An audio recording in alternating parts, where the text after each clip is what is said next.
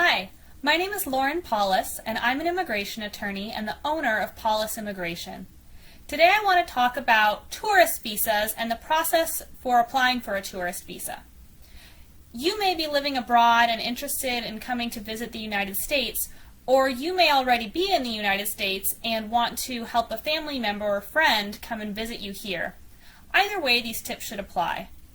Now, the first thing to note when applying for a visitor's visa is that the visa that you will need is the B visa, the letter B.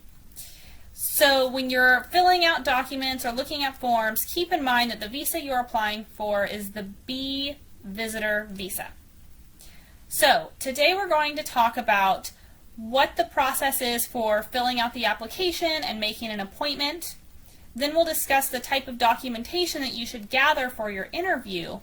And then third, I'll give you a couple of warnings to keep in mind as you're going through the application process. So first, how do you fill out the application and set up an interview?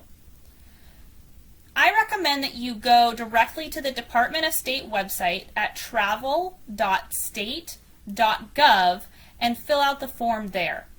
Go to the Tourism and Visitor section and then click over to the B Visitor Visa page. Once you're on that page, if you scroll down a little bit, you'll see a link to the form DS-160. That's the form you need to fill out. Press on that link, and that link will reroute you to another page that will allow you to pick your country and the U.S. consulate closest to you, and then begin filling out the application. Once you've finished filling out the application, you will be allowed to set up an appointment time. Some consulates will allow you to call the consulate itself to set up an appointment, and others will only allow you to do it online.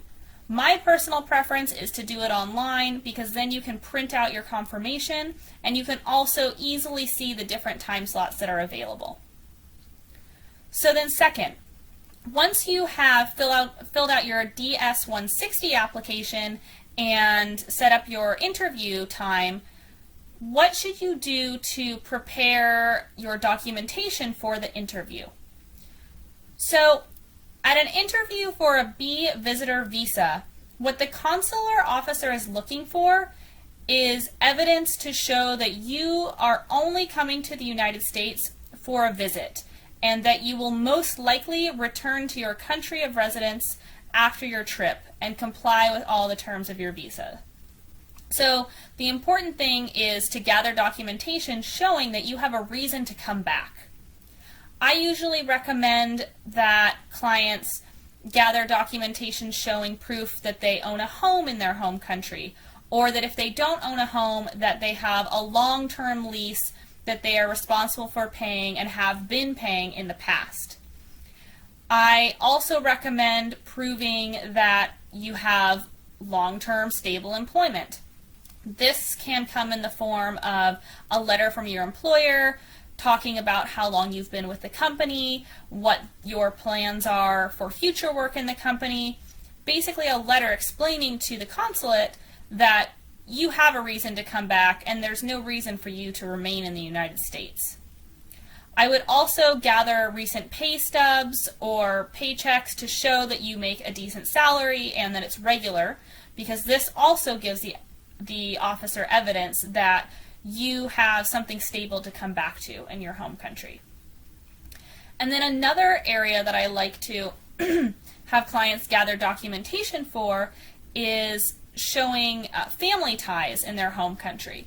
So if you have children, it's a good idea to get their school records, get proof that they are playing sports or doing other activities, something showing that your kids are happy there and have a life in your home country as well, and you're not likely to leave them or uproot the family.